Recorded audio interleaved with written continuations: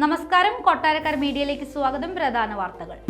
എല്ലാ മേഖലകളെയും സ്പർശിച്ച ബജറ്റ്. കേരളത്തിലെ എംപിമാരെ പോലെ ഭൂലോക മണ്ടന്മാരെ വേറെ എവിടെയും ഇന്ത്യയിൽ കണ്ടിട്ടില്ല എന്ന് കെ സുരേന്ദ്രൻ. ക്ഷീരോത്പാദനം വർദ്ധിപ്പിക്കാൻ പ്രോത്സാഹനം, മത്സ്യ കയറ്റുമതി ഇരട്ടിയാക്കും. കടകംപള്ളിയെയല്ല വിമർശിച്ചത്, കരാറുകാരനെ പുറത്താക്കിയത് ശരിയായിരുന്നു എന്ന് കാലം തെളിയിക്കുമെന്ന് മുഹമ്മദ് റിയാസ്. കുടിക്കാൻ വെള്ളമില്ല, ആറാട്ടുപുഴയിൽ റോഡ് ഉപരോധിച്ച് നാട്ടുകാർ. വാർത്തകൾ വിശദമായി.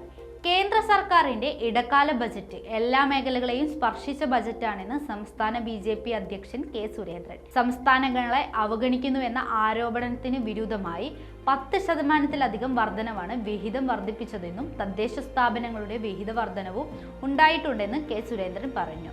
കേരളത്തിലെ എംപിമാരുടെ ആവശ്യങ്ങളെക്കുറിച്ച് ചോദിച്ചപ്പോൾ ഇടക്കാല ബജറ്റാണെന്ന ബുദ്ധി അവർക്കില്ലെങ്കിലും അവർക്ക് എന്തോ തകരാർ പറ്റിയിട്ടുണ്ടെന്നും കേരളത്തിലെ എംപിമാരെ പോലെ ഭൂലോക മണ്ടന്മാർ ഇന്ത്യയിൽ വേറെ എവിടെയുമില്ലെന്ന് സുരേന്ദ്രൻ പറഞ്ഞു. ജൂലൈയിൽ വിശദമായ ബജറ്റ് അവതരിപ്പിക്കുമെന്ന് ധനമന്ത്രി വ്യക്തമാക്കിയിട്ടുണ്ടെന്നും അദ്ദേഹം പറഞ്ഞു. സർവ്വസാധാരണക്കാരനെയും ബാധിക്കുന്ന ബജറ്റാണ് അവതരിപ്പിച്ചിരിക്കുന്നത്. പ്രതിപക്ഷത്തിന്റെ എല്ലാ വിമർശനങ്ങളുടെയും മുന ഓടിക്കുന്ന ബജറ്റാണ്. ഇടക്കാല ബജറ്റായിട്ടും സംസ്ഥാനങ്ങൾക്കും കേന്ദ്രഭരണ പ്രദേശങ്ങളെയും പരിഗണിക്കുന്ന ബജറ്റാണ് അവതരിപ്പിച്ചിരിക്കുന്നതെന്നും കെ സുരേന്ദ്രൻ പറഞ്ഞു. രണ്ടാം മോദി സർക്കാരിന്റെ അവസാന പാർലമെന്റ് സമ്മേളനത്തിലെ ഇടക്കാല ബജറ്റിൽ ക്ഷീര കർഷകർക്ക് പ്രോത്സാഹനവുമായി കേന്ദ്ര സർക്കാർ. ക്ഷീരോത്പാദനം വർദ്ധിപ്പിക്കാൻ കർഷകർക്ക് വൻ പദ്ധതികളാണ് കേന്ദ്ര സർക്കാർ മുന്നോട്ട് വയ്ക്കുന്നതെന്ന് കേന്ദ്രമന്ത്രി നിർമ്മല സീതാരാമൻ പറഞ്ഞു. PM മത്സ്യബന്ധന യോജനയിൽ തീരമേഖലയിൽ വലിയ മാറ്റം കൊണ്ടുവന്നു. 5 ഇന്റർഗ്രേറ്റഡ് അക്വാ പാർക്കുകൾ യാഥാർത്ഥ്യമാക്കുമെന്നും മത്സ്യകയറ്റുമതിയിൽ വലിയ നേട്ടം ഉണ്ടായെന്നും കേന്ദ്രമന്ത്രി ചൂണ്ടിക്കാട്ടി. മത്സ്യകയറ്റുമതി ഇരട്ടിയാക്കുകയാണ് പ്രധാന ലക്ഷ്യമെന്ന് പറഞ്ഞ നിർമ്മല സീതാരാമൻ വിപണി ബന്ധിത വികസന പദ്ധതികൾ നടപ്പിലാക്കുമെന്നും കൂട്ടിച്ചേർത്തു. അതേസമയം സർക്കാരിന്റെ 10 വർഷത്തെ നേട്ടങ്ങൾ പരാമർശിച്ചുകൊണ്ടായിരുന്നു തുടക്കം. ഇന്ത്യൻ സമ്പദ് രംഗം കഴിഞ്ഞ 10 വർഷത്തിനിടെ ഗുണപരമായ മാറ്റങ്ങൾക്ക് സാക്ഷിയായെന്ന് നിർമ്മല സീതാരാമൻ പറയുകയുണ്ടായി. എല്ലാവർക്കുമൊപ്പം എല്ലാവർക്കും വികസനം എന്നത് സർക്കാരിന്റെ വിജയമന്ത്രമായിരിക്കുന്നു. തലസ്ഥാന നഗരത്തിൽ നടക്കുന്ന റോഡ് പണി സംബന്ധിച്ച വിവാദത്തിൽ വിമർശിച്ചത് മുൻ മന്ത്രി കടകംപള്ളി സുരേന്ദ്രനെയല്ലെന്ന് മന്ത്രി മുഹമ്മദ് റിയാസ്. കരാറുകാരനെ പുറത്താക്കിയത് ശരിയായിരുന്നുവെന്ന് കാലം തെളിയിക്കുമെന്ന് മുഹമ്മദ് റിയാസ് പ്രതികരിച്ചു. കരാറുകാരൻ ഉഴപ്പിയപ്പോൾ സർക്കാർ ശക്തമായ നിലപാട് സ്വീകരിച്ചു. അല്ലായിരുന്നുവെങ്കിൽ മറിച്ചായേനെ സ്ഥിതിയെന്നും മന്ത്രി കൂട്ടിച്ചേർത്തു. വീണ വിജയന്റെ കമ്പനി എക്സാലോജിക്കിനെതിരായ അന്വേഷണത്തിൽ പുതുതായി ഒന്നും പറയാനില്ലെന്നും മുഹമ്മദ് റിയാസ് പ്രതികരിച്ചു.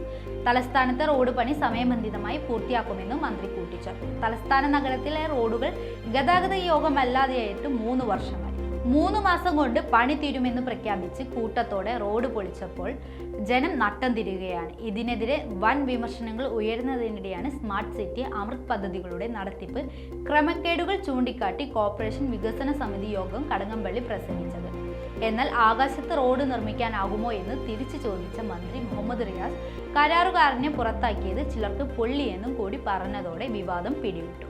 ആറാട്ടുപുഴയിലെ രൂക്ഷമായ കുടിവെള്ളക്ഷാമത്തിന് പരിഹാരം കാണണമെന്നാവശ്യപ്പെട്ട് നാട്ടുകാർ റോഡ് ഉപരോധിച്ചു. 7-8 വാർഡുകൾ ഉൾപ്പെടുന്ന വലിയഴിക്കൽ തറയിൽ കടവ് ഭാഗത്തെ ശുദ്ധജലക്ഷാമത്തിന് പരിഹാരം കാണണമെന്ന് ആവശ്യപ്പെട്ടാണ് പഞ്ചായത്തിന്റെ 14 നമ്പർ റോഡും വെള്ളിയഴിക്കൽ തീരദേശ റോഡും നാട്ടുകാർ ഉപരോധിച്ചത്. ഈ ഭാഗങ്ങളിൽ കഴിഞ്ഞ 2 മാസമായി ശുദ്ധജലക്ഷാമം രൂക്ഷമാണ്. പൈപ്പ് വെള്ളത്തെ മാത്രം ആശ്രയിക്കുന്ന ജനങ്ങൾ ഇതുമൂലം കടുത്ത ദുരിതമാണ് അനുഭവിക്കുന്നത്.